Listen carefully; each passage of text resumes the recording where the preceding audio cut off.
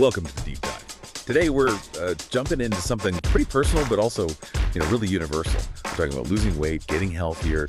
We've got some great insights here from weight loss journeys, real stories of transformation. And the mission today is simple. Pull out the key lessons, the practical stuff from these real stories and get it to you fast. Sound good? Sounds great. And I think what's really valuable here is that these are, well, the real people, lived experiences. It gives you a different perspective than just, clinical advice. We're seeing the why. Exactly. The human side of it. Yeah. Okay, so let's start with Jason. He shared his story, said that a few months back, he realized, he'd gained some extra pounds, wasn't feeling great. Get the feeling. Yeah. Right, and that was his spark. He Yeah. just decided, okay, it was time for a change. His plan was pretty straightforward, actually. A balanced diet. Meaning. Well, for him, it was eating more fruits and vegetables and consciously cutting back on unhealthy snacks. Sounds simple, but making that decision, that's often the tough part, wouldn't you say? Oh, absolutely. It's that mental shift, isn't it? Going from just noticing it to actually doing something. He didn't just change his diet, though. He added exercise, too. Yeah, he started exercising regularly, specifically going for runs in the park every morning. That takes dedication, especially every morning. He admits it was tough at first, which, let's be honest, it usually is. But he stuck with it, and now he says he feels much better, has lost several pounds. And that feeling better, that's often more motivating than the number on the scale, I think. Totally. His big takeaway, he learned to take care of myself and stay active. Seems fundamental, but so important. He put this out on YouTube, My Journey to Lose Weight, hoping to help others. Which is great. Sharing that vulnerability can be really powerful. Definitely. But then we have Emily, and her story brings in a different kind of trigger. Yeah. An external one. Yes, Emily's path. Hers started when she moved to the UK, right? Exactly. She got there and, well, she noticed that the food was delicious, but often high in calories. I think many people can relate to that when moving somewhere new. A common experience. New place, new food culture. So that realization, seeing the food landscape, that prompted her decision to take charge of my health. Interesting. So the environment itself was the catalyst. What did she do? Her exercise approach was a bit different from Jason's runs. She started a workout program that includes yoga and Pilates. She mentioned specifically how they helped with toning my body. Yeah, yoga and Pilates are fantastic for core strength, flexibility. It's not just about burning calories in the moment. It's that kind of activity, sometimes called neat, non-exercise activity, thermogenesis, that builds overall fitness without feeling like, grueling cardio all the time. Good point. Adapting her exercise to something she presumably enjoyed more or found beneficial in other ways. And diet-wise, she also adapted. She learned to cook light and tasty meals using fresh, local ingredients.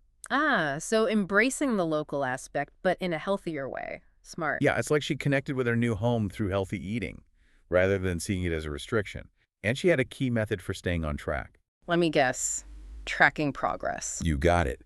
Every week, I weigh myself to track my progress. And she said, I feel more motivated each time. That feedback loop, it's powerful, isn't it? Seeing the results of your effort, even small ones, keeps you going. Definitely. And what really comes through with Emily, I think, is her perspective. It's bigger than just weight. She says it herself. It's not just about losing weight. It's about adopting a healthy and happy lifestyle. That holistic view, that's crucial for sustainability. Her YouTube video, Emily's Path to a Healthier Life, really focuses on that transformation within the UK context. So bringing these two stories together, Jason and Emily, different sparks, different specifics, right? Jason's was more internal, that feeling of not great. Emily's was triggered by her move to the UK, the environment. Yeah, but the core elements are there for both. Diet changes, adding regular exercise, finding what works for them. Jason went for runs, Emily chose yoga and Pilates. Jason cut back snacks, Emily learned to cook locally, but lightly. And both highlighted that it was tough initially. It requires commitment. Absolutely. It's not about a quick fix. It's about building consistency. And that shift in focus, like Emily said, towards a healthy and happy lifestyle overall, not just a number. That seems to be the key to making it last. Right. It's about feeling better, having more energy, taking care of yourself, as Jason put it. The weight loss is almost a positive side effect of that bigger goal. Exactly. Personal commitment, finding that balance that works for you, adapting like Emily did in the UK. That's what shines through. So summing it up, personal commitment, finding a sustainable mix of diet and exercise, and aiming for that overall healthy and happy life. Those seem to be the big takeaways. Definitely. Which leads us to the question for you listening in. What's really fascinating here is how Jason and Emily found their spark, you Yeah. know? For Emily, the UK move. For Jason, that Yeah. personal cuff moment. So connecting that back to you. What might your spark be? Or maybe looking at their stories. Is there one small, consistent thing like tracking progress or trying a new form of movement or cooking one healthy meal that you could maybe integrate into your own journey towards feeling better? Something to think about. What's one small step you could take? You know that feeling, right? You wake up, feel a bit sluggish, maybe things are fitting a bit tighter than usual, and you just think, okay, time for change. Especially with health, well-being. Well, today we're going to dive into two really personal, very Italian stories about exactly that, transformation. That's right. We're looking at narratives from two people, Luca and Elisa. They both decided, it was time to lose some weight, get healthier. And our job today is really to pull out the key bits of wisdom from how they each tackled it their own way. Okay, great. So let's kick off with Luca. He felt he'd put on weight, wasn't feeling good about himself, and that was like the trigger. Now, what's really interesting here, I think, is his approach. Pretty straightforward, actually. A balanced diet, cutting out the unhealthy snacks, and committing to regular exercise. Specifically, he started running every morning in the park. He admits it was tough at first, definitely, but he emphasizes feeling so much better now, lost several kilos, and importantly, learned to really care for himself. Yeah, and what's fascinating there isn't just the doing it every day part, the consistency. It's how that consistency, despite the initial struggle, became, well, non-negotiable, part of his routine. If you connect that to the bigger picture, it really speaks volumes about making those fundamental changes, diet, daily movement, just part of life, not an optional extra. It became who he is, a runner, not just someone trying to run. Right, that shift in identity. Okay, so now let's switch gears a bit and look at Elisa. Yeah. Her journey started, interestingly, when she actually arrived in Italy.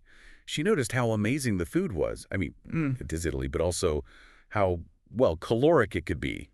And that kind of nudged her to take control of her health. A very common experience when moving somewhere new with a different food culture. Exactly. So her method was a bit different. She went for a training program, yoga and Pilates, focusing more on toning, core strength, and she got into cooking, learning to make light but still tasty dishes using all those fresh local Italian ingredients. Oh, and she also weighed herself weekly for tracking progress, keeping motivated. And this brings up a really important point, doesn't it? How flexible can these wellness journeys be? Or maybe, how flexible do they need to be? Elisa's story shows a different route. She wasn't about super strict discipline like Luca's running, maybe. It was more about adaptation, fitting it into her new life in Italy. Yoga and Pilates for toning, like you said, and adjusting her cooking. Using local produce smartly. It shows she wasn't just chasing a number on the scale. It was more holistic. Aiming for, as she put it, a healthy and happy lifestyle that worked for her there. Yeah, finding harmony with the environment, not fighting it. So, okay, let's synthesize this for everyone listening. We've got these two really inspiring stories from Italy. Luca, disciplined running, cleaned up diet, consistency is king. Elisa, adapting to her surroundings, mindful cooking with local food, specific exercises like yoga and Pilates for toning. Both face challenges, definitely. Sure. But they found their own motivations, their own paths, and ultimately they got more than just weight loss, didn't they? They built genuinely healthy, sustainable ways of living. Absolutely. And I think these stories really drive home that there's no single right way to do this. There's no magic formula. The most effective path is often the one you can make your own, the one you can weave into your actual life. And crucially, finding some enjoyment in the process itself, not just waiting for the end result, finding joy in, well, taking care of yourself. That's a great point. So something for you to think about after listening. What small shift could you make? Maybe in your cooking, maybe in your movement. Could you draw inspiration from Luca's sheer discipline, making something non-negotiable? Or perhaps from Elisa's clever way of integrating healthier habits into her local environment? What's one step you could take towards feeling healthier and happier? It goes beyond just thinking about weight, something to mull over.